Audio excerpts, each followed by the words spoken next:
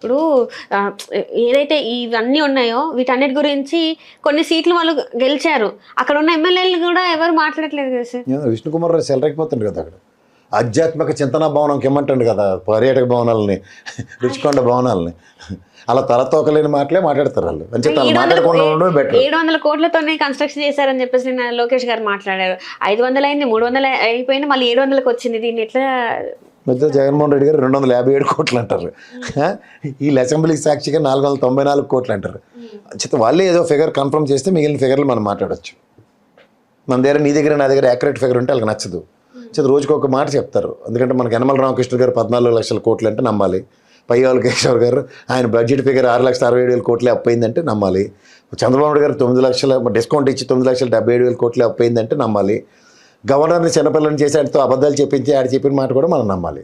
అంటే వీళ్ళందరూ చెప్పే అబద్ధాలు నిజాలు మనం తేల్చుకోవడానికి ఆర్బీఐ గవర్నమెంట్ వచ్చి 2 ఏళ్ళ తర్వాత డేటా ఇస్తుంది. అది చూసి అప్పుడు మనం అవునా నిజమా అని ఆశ్చర్యపోవాలి. ఈ మధ్యలో వాళ్ళకి నచ్చినోడితో ప్రశ్న అడిగినా Nirmala Sitharaman floor of the హౌస్లో నిలబడి చెప్పినా వాళ్ళు నమ్మరు. మనం వెయిట్ చేస్తుంది దానికి.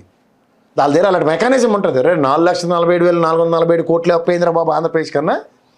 ఏంటి రఘురామకృష్ణరాజుని మేము పంపించినా చిన్నపిల్లని చేసి ఆడతారు అబద్ధం చెప్పించేస్తారా, నిజం ఇది అని చెప్పి ఈ తప్పేలా ఛానల్లో రెడీగా ఉంటారు. గుట్ట పేరుకి చీరినట్టు చెవులు చీరిసిన లేఖలకి అరే ఎవడైనా జర్నలిస్ట్ అంటే అరే ఇది నిజం, ఇది బడ్జెట్ ఫిగరు లేదా ఆర్బీఐ డేటా లేదా బుక్స్ ఆఫ్ స్టాటిస్టిక్స్ నుంచి తెచ్చామని చెప్తే మనం నమ్ముతాం. ఈడి నచ్చిన హరికథ కాలక్షేపం బ్రహ్మానంద గడి స్క్రిప్ట్ రాసుకుని వస్తే ఎవడు నమ్మాలి వీళ్ళని? నువ్వు రిప్పితే అబద్ధాలు. పోనీ అబద్ధాలను ఒప్పుకుంటారా అంటే అరే అబద్ధం అని దొరికిపోయిన తర్వాత కూడా దానికి ఆ లేసే షుగర్ కోటింగ్లు ఉంటాయి చూడు, మీకు మీరే శాటరా బాబు, మీకే చెల్లుబాటు అవుతుంది. జరుగుబాటు అంత సుఖం లేదని దానికి ఈ తపేలా ఛానల్లో నిలువెత్తి నిదర్శనం. అట్లా చూసుకున్నట్టయితే నిన్న విజయసాయి రెడ్డి గారు ఆ సందర్భ పేలాపల్లేనా లిక్కర్ స్కామ్ జరగలేదు నా ఉద్దేశంలో, అసలు జగన్ గారికి దానికి సంబంధం లేదు అని మా అల్లుడితో ఢిల్లీలో లిక్కర్ స్కామ్ జరిగింది కానీ ఆంధ్రప్రదేశ్లో జరగలేదని ఒక మాట చెప్పేసి దగ్గర వెళ్ళిపోద్ది కదా. లేదంటే నేను అలా సుజనా చౌదరి సీఎం రమేష్ లాగా డబల్ రోలు అపరిచితుడి గేమ్ స్టార్ట్ చేశాను జగన్మోహన్ రెడ్డిని పరిరక్షించడానికి మాకు చెప్పి అదేనా అర్థం అవుతుంది కదా జనాలకి. అంటే జగన్మోహన్ రెడ్డిని రక్షించడానికి ఇప్పుడు ఇట్లాంటి ఒక్క తోటకూర ఇంకా జగన్మోహన్ రెడ్డిని ఎవరు రక్షించక్కర్లేదు. ఆయన నన్ను రక్షించుకునే క్యాలిబరు కెపాసిటీ ఉంది. ఇలాంటి జుజుబిగల్ని ఎవరు ఎంటర్టైన్ చేయడాయన. నిన్న మీరు ప్రెస్ మీట్ చూసారు? నేను చూశాను. నాకు ఆయన మాట్లాడుతున్న సేపు సీఎం రమేష్ యువతల పక్క చూడు శివుడికి చూడు అర్ధనారీశ్వరులాగా ఇటుపక్క పార్వతీదేవమ్మ ఇటుపక్క శివుడు కనబడతారు కదా, అలాగే ఇటుపక్క సీఎం రమేష్ ఇటుపక్క సుజనా చౌదరి చంద్రబాబు నాయుడు బాగా మరతెట్టారు కదా. ధనం పోరాటాలు దీక్షలు చేసినంత ధీరుణ్ణి తీసుకెళ్ళి బీజేపీ లేకపోతే మనం బతకలేము దేహీ అని పాదాల దగ్గర పార్టీ పెట్టి వాళ్ళ అధికారం తెచ్చారు కదా. అదే పని జగన్మోహన్ రెడ్డి చేస్తే ఇలా మేసం చేసి తోలు తీసేస్తానని చెప్తాడు, అంతకన్నా ఇంకేట్లేదు. సో ఇప్పుడు లిక్కర్ స్కామ్ లోనే తన విచారణ హాజరయ్యారు. అయిపోయిన తర్వాత ఏంటంటే చూడు ఇంట్లో ఒక 5 ముత్తైదులు కావాలి 6 పేరెంటాలు కావాలని వాయినాల కంటే ఇప్పుడు సిట్ వాళ్ళ దగ్గర స్టాక్ అయిపోయింది అనుకో, విజయసాయి రెడ్డి ఒకసారి వచ్చి 4 పేర్లు చాడీలు చెప్పేసి వెళ్ళిపోవా ప్లీజ్ అంటే వీడికి సిట్ వాళ్ళ దగ్గరికి వెళ్ళి 10 మంది ఇంకా అగస్టా పేర్లు చెప్పి చాడీలు చెప్పుకొని వస్తాడు. ఆ పార్టీలో ఎవడో మీద కడుపుమంటుందో వాళ్ళందరి పేర్లు చెప్పుకోవడానికి మాత్రం ఉపయోగపడతారు విజయసాయి రెడ్డి. అంటే తనకి ఇవ్వాల్సిన మర్యాద ఇవ్వలేదు అని చెప్పేసి తను అనడం జరిగింది సార్. అంటే తనకి అలా బ్రహ్మానందం గారి సినిమా ఉంటుంది చూడు, సార్ వచ్చారు చిటికలు వేయండి చిటికలు వేసి లోపల తీసుకెళ్తాండ్రు. ఇప్పుడు ఈడీలోను సిట్టోళ్ళను తల తోక ఉందా సార్. ఎంపీ అంటే మాజీ ఎంపీ తను. మాజీ ఎంపీ కదా, ఆయనకు స్పెషల్ ప్రివిలేజ్ ఉంది. నాకు చేత కావట్లేదని రాజీనామా చేసి ఎంపీ. నన్ను ఎవరికైనా మీరు కనుకరిస్తారా బీజేపీ వాళ్ళు, నేను ఎంపీ త్యాగం చేస్తే మీకు నచ్చినోని పెట్టుకోండి అని ఆ బీజేపీలో వాళ్ళ కాలే తెలియని ఒకరిని తీసుకెళ్ళి మా సత్యనారాయణ గారికి ఇచ్చారు. ఎప్పటి నుంచో ఎదురు చూస్తున్న చెకోర పక్షికి పునరావాస కార్యక్రమం బీజేపీ కల్పించేంత సామర్థ్యం మా విజయసాయి రెడ్డి ఇచ్చాడు వాళ్ళకి. నేను ఎవరెంత ట్రోలింగ్ చేసుకున్నా ఎవరెంత మీమ్స్ వేసుకున్నా ఏం చేసుకున్నా ఈ సంవత్సర కాలం నేను వ్యవసాయమే చేసుకున్నా. ఏం వ్యవసాయం చేసావు? చాడీలు చెప్పుకొని చదవడమే కదా దాన్ని వ్యవసాయం అంటారా? చాడీలు చెప్పుకొని చదవడానికి వ్యవసాయం అంటే చెప్పు, నాకు అర్థమవుతుంది.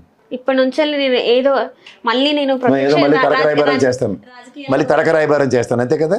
సీఎం రమేష్ సుజనా చౌదరి లాగా నేను తడక రాయబారం చేసి వైఎస్ఆర్సీపీ పార్టీని బీజేపీ పాదాల చెంతను చేర్చడానికి నా ప్రయత్నం మొదలైందనే ఇండైరెక్ట్ ఇండికేషన్ ఇస్తున్నావా? అటుపక్క చంద్రబాబు నాయుడు అవ్వచ్చు సుజనా చౌదరికి సీఎం రమేష్కి హీల్డ్ అవ్వడానికి, ఇటుపక్క జగన్మోహన్ రెడ్డి నీతో కాదు ప్రయత్నించి ఇంకోసారి అవాస్ ఫాలో అవ్వకు. సరైన విలువ ఇవ్వలేదు కాబట్టి నన్ను పొమ్మన లెక్క పోగబెట్టారు కాబట్టి నేను బయటకు వచ్చేసిన. అంటే అంత విలువ తక్కువ పనులు ఏం చేసావు? విలువ ఎప్పుడు పోతుంది? విలువ తక్కువ పనులు చేయబట్టే కదా. అదెందుకు మాట్లాడడం? అంటే విలువ తక్కువ పనులు అంటే ఏంటంటే వెనకడికి ఏదో సామెత ఉంటుంది, పిలిచి పిల్లనిస్తే ఏదో తక్కువ అన్నట్టు. అలాగ ఉంది ఇక్కడ. వైజాగ్ వెళ్ళావు, ఇన్ఛార్జి కింద ఇచ్చారు, పూర్తిగా ఎగ్గేటి మంటెట్టి కదా ఈడ్చుకొచ్చి అవతలతో ఇక్కడ తగలడని చెప్పారు. అప్పుడేం తీసేశారా? సుబ్బారెడ్డి తీసుకెళ్ళి ఎక్కడ కూర్చోబెట్టి సుబ్బారెడ్డి పని నీకు ఇచ్చారు. ఇక్కడ ఏం చేసావు? Sir second place Vijayasai Reddy గారు. ముందే అస్త్ర సన్యాసం చేసిన వాడు నవ్వడం చూసావు రాజకీయాల్లో. అస్త్ర సన్యాసం చేసిన వాడు అర్జునుడికి ఏదో గీతోపదేశంతోనో దేంతోనో మళ్ళీ బాణం ఎట్టేలా చేశాడు. ముందే అస్త్ర సన్యాసం చేసి గీతోపదేశం జరిగిన తర్వాత కూడా అస్త్ర సన్యాసంకి కన్ఫైన్ వాడి పేరు ఏంటంటే విజయసాయి రెడ్డి. నేను 14,000 15,000తో ఓడిపోతాను, గెలిస్తే మిరాక్లే. అది first conclusion remarks on is election, on going election మీద. అంటే 14,000-15,000 ఉన్న దగ్గర నువ్వు పెద్ద స్ట్రైక్ మాస్టర్వి, నెంబర్ 2 తోటకూర నీ పొగడి కబుర్లు చెప్పినప్పుడు 14,000-15,000 ఓట్లు రిట్రీవ్ చేసుకోవడానికి ఒక పార్లమెంట్ సెగ్మెంట్లో నీకు చేత కాలేదంటే దీనికి నీ ససవ రాజకీయం. ఎవరినో గురించి నాకు రాజకీయం నువ్వు చాడీలు చెప్పుకోవడం కా.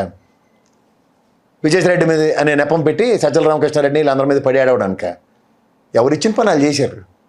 నేను ఈ రోజు దాకా నువ్వు జాగ్రత్తగా గమనించు, సుబ్బారెడ్డికి అప్పచెప్పిన నియోజకవర్గాలు కానీ సజ్జల రామకృష్ణారెడ్డికి అప్పచెప్పిన నియోజకవర్గాలు కానీ ఎక్కడి నుంచైనా ఇలాంటి వాయిస్ ఏమైనా ఉన్నాయా? ఎవరన్నా ఒక ఎమ్మెల్యే విజయసాయిరెడ్డి వెళ్ళిపోయిన తర్వాత నాకు వచ్చిన సుబ్బారెడ్డి వల్ల నేను వైజాగ్లో ఓడిపోయిన అవడం స్టేట్మెంట్ ఇచ్చాడా? అసలు ఇంతవరకు ఎవరు ఎట్లాంటిది మాట్లాడలేదు. అలాగే సజ్జల రామకృష్ణారెడ్డి నియోజకవర్గంలో ఓటమికి పార్టీ బాధ్యత, నా బాధ్యత, సజ్జల రామకృష్ణారెడ్డి ఓడిపోయాని ఆ టెరిటరీలో ఉన్నాడు అవడం స్టేట్మెంట్ ఇచ్చాడా? అడగొచ్చు నువ్వు విజయసాయిరెడ్డి పేరు కూడా అవడం చెప్పాడా అని. నేను అది కూడా చెప్పట్లే. అంటే ఎమ్మెల్యేలకే తెలుసు ఎలా ఓడిపోయారు, ఆ రిషిగడ వల్ల, ఆ తెల్లవారుజాము 4 గంటలకు పేపర్లు చదివి వాడి షాడీల వల్ల అని. నీకెందుకు తెలియట్లే నీ వయసుకి? జగన్మోహన్ రెడ్డి గారు నెంబర్ 2 స్థానంలో ఉన్న అపార మేధావి కదా. ఇట్లా కూడా అనుకోవచ్చు కదా సార్, ఇప్పుడు జగన్మోహన్ రెడ్డి గారు చేసిన ఏవైతే పనులు ఉన్నాయో అవన్నీ కరెక్ట్గా చూపించుకోలేదు ప్రజలకి అని చెప్పేసి అనుకోవచ్చు కదా సార్. ఇప్పుడు ప్రతి ఆయన పవన్ కళ్యాణ్ అనుకున్నవేటి 5 కోట్ల దానం ఇచ్చాను, 5 కోట్ల దానం ఇచ్చాను, నాకు ఓట్లు ఏంటి, 5 కోట్ల దానాలు ఇచ్చాను, కౌలు రైతులకి ₹1,00,000 ఇచ్చాను, ₹1,00,000 ఇచ్చిన పబ్లిసిటీ చేసుకునే జగన్మోహన్ రెడ్డి ప్రజల సమస్యలకి పాదయాత్ర త్రూగా ప్రజల సతమతం అవుతున్న ప్రతి సమస్యకే ఆయన 5 సంవత్సరాల టెన్యూర్లో సొల్యూషన్ ఇచ్చి చూపించాడు. కరోనా విపత్కర పరిస్థితుల్లో 2 సంవత్సరాల ప్రజలను కడుపులోనూ గుండెల్లోనూ పెట్టుకుని కాపాడుకున్నాడు. నేను కనబట్టలేదా? దానికి ఏమైనా ఎగ్జిబిషన్ కావాలా, పబ్లిసిటీ కావాలా? దాని వల్ల ఈ రోజు ఓడిపోయారు కదా ప్రతిదీ. అంటే ఓటమిని నువ్వు దేంతో ముడిపెట్టి మాట్లాడుతున్నావు అమ్మా? గెలిపోవడం వల్ల పక్కతి పీటీ ఉషకి త్రుటిలో మా తల్లికి Olympic silver medal, bronze medal miss అయింది. ఏషియన్ గేమ్స్లో నెక్స్ట్ ఏషియన్ గేమ్స్లో పార్టిసిపేట్ చేయడం మానేసిందా? దేశానికి మెడల్ తేడం మానేసిందా? గెలిపోవటంలో బేరీజ్ చేసుకుని పోరాడు. ఐసీడబ్ల్యూ సీఏ చదివారు కదా మీరు, అన్ని ఫస్ట్ అటెంప్ట్లో పాస్ అయ్యారా? ఫెయిల్యూర్ నుంచి సక్సెస్ ఎలా పోరాడారు? అలాంటి పోరాట స్ఫూర్తి రాజకీయాల్లో ఒకసారి ఓటమితోనే చతికిలు పడిపోతే, ఇదే జగన్మోహన్ రెడ్డి 16 నెలలు జైల్లో పెడితే ఆయన కుంగిపోయాడా? 67 స్థానాలకు పరిమితం చేశారు తన నిజాయితీకి. చెప్తున్నారు తండ్రి ఆచ్ఛాదన సింపతి అంటే ఆ సింపతి కార్డు ఏమైనా యూజ్ చేశాడా? ఒక్కసారి ఛాన్స్ ఇవ్వండి అని అడిగారు. అవును, ఒకసారి ఛాన్స్ ఇవ్వకుండా, అసలు ఛాన్సే లేని వ్యక్తికి ఛాన్స్ ఇవ్వమని అడగకుండా అలాగే కానీ అంటాడు ఎవడైనా? ఇంకొకసారి ఛాన్స్ ఇవ్వండి అని పాదయాత్రతో అడగకుండా ఉంటాడు ఆయన. అంటే ఈ 18 నెలలు, ఇప్పుడు ప్రభుత్వం మారిపోయి 18 నెలలు, అంటే ఈ ప్రభుత్వం వచ్చి 18 నెలలు అవుతుంది సార్. ఈ 18 నెలల కాలంలోనే ఇప్పుడు మరి మళ్ళీ వైసీపీ రావాలని చెప్పేసి అక్కడ ప్రజలు కోరుకుంటున్నారా సార్? అట్లా తెలుస్తుందమ్మా. యాంటీ ఇన్కంబెన్సీ అనేది అక్యూములేట్ అవుతూ ఉంటుంది. నేను ఒకటి మాత్రం చెప్పగలను, తెలుగుదేశం లాంటి పార్టీ, తెలుగుదేశం లాంటి ఇవాళ రూలింగ్ గవర్నమెంట్లో ఉన్న వాళ్ళ అంతర్గత సర్వేలో వాళ్ళకు వచ్చిన ఒక స్టాటిస్టిక్స్ 0.5% ఓటు బ్యాంక్ కూడా ఇప్పుడున్న దగ్గర 40% ఓటు బ్యాంక్ ఉన్న వైఎస్ఆర్సీపీది డిస్టర్బ్ కాలేదు. మరి వీళ్ళ సక్సెస్ ఎక్కడ ఉంది? 124 స్థానాల్లో ఉన్నప్పుడు ఉదాహరణకి వీళ్ళ దగ్గరికి అలా బాలినేని ఇలాంటి వాళ్ళందరూ పోగేసుకుని పోయారు కదా. పోయిన వాళ్ళ వల్ల సర్టన్ క్యాడరు లేదంటే certain percentage of vote bank disturb అయింది అని కదా వైఎస్ఆర్సీపీ అనుకోవాలి. ఎగ్జాంపుల్ చెప్తున్నా. వాళ్ళ వలన కూడా ఎక్కడ ఏ నియోజకవర్గంలో 0.5% ఓటు బ్యాంక్ డ్యామేజ్ జరగలేదు ఎగ్జిస్టింగ్ వైఎస్ఆర్సీపీకి. అంటే వాళ్ళు స్థిరంగా వాళ్ళ 40% అలా సస్టైన్ అవుతూ ఉంది. ఇది దేనికి ఇండికేటర్? అది ఇప్పుడు తెలుగుదేశం కూడా 40% లాంగ్ ట్రాక్ రికార్డ్ కదా. So the ability of a decade party వెసెస్ 4 decades above పార్టీకి కంపారిజన్స్లో ఓటు బ్యాంక్ స్థిరీకరించబడిందా లేదా?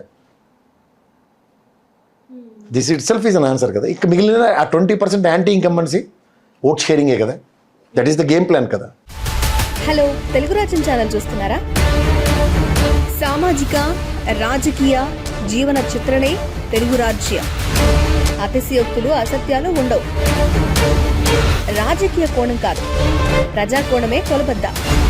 తెలుగు రాజ్యం వీక్షణ మీ ఉత్తమ అభిరుచికి నిదర్శనం.